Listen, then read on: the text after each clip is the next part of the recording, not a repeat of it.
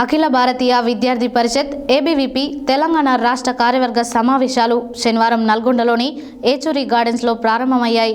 ఈ రాష్ట్ర కార్యవర్గ సమావేశాలకు ముఖ్య అతిథిగా ఏబీవీపీ క్షేత్ర సంఘటన మంత్రి చిరిగే శివకుమార్ పాల్గొని జ్యోతి ప్రజ్వలన చేసి సమావేశాలను ప్రారంభించడం జరిగింది. ఈ సందర్భంగా వారు మాట్లాడారు. అఖిల భారతీయ విద్యార్థి పరిషత్ ఏబీవీపీ తెలంగాణ రాష్ట్ర కార్యవర్గ సమావేశాలు శనివారం నల్గొండలోని ఏచూరి గార్డెన్స్లో ప్రారంభమయ్యాయి.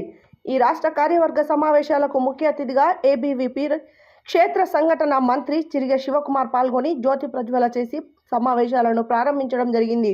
ఈ సందర్భంగా వారు మాట్లాడుతూ ఏబీవీపీ 5 మందితోనే ప్రారంభమై నేటికి 50 లక్షల మంది విద్యార్థుల మెంబర్షిప్ కలిగిన అతిపెద్ద స్టూడెంట్ ఆర్గనైజింగ్గా ఏబీవీపీ విరాజిల్లుతుందన్నారు. ఏబీవీపీ కేవలం విద్యార్థుల సమస్యల పరిష్కారం కోసమే కాకుండా విద్యార్థులను జాతీయవాదం వైపు నడిపిస్తున్న ఒక ఆర్గనైజేషన్ అని వారన్నారు. అదేవిధంగా దేశంలో స్వయం ప్రతిపటిత మేధావి వర్గం నిత్యం భావ ప్రకటన, స్వేచ్ఛ, మహిళా సాధికారత అంటూ అరిచే గొంతులు ఏమీ జరగని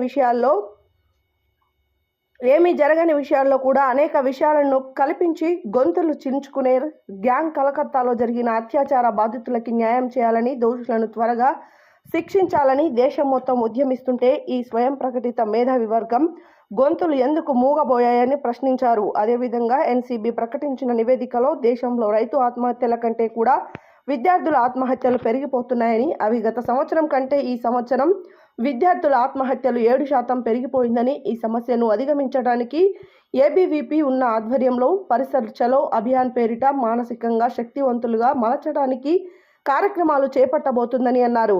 ఈ కార్యక్రమంలో రాష్ట్ర అధ్యక్షులు జానారెడ్డి, రాష్ట్ర కార్యదర్శి ఝాన్సీ, విభాగ్ ప్రముఖతుల ప్రమోద్ కుమార్, విభాగ్ కన్వీనర్ సురవి మణికంఠ, జిల్లా కన్వీనర్ రావుల సంపత్ తదితరులు పాల్గొన్నారు.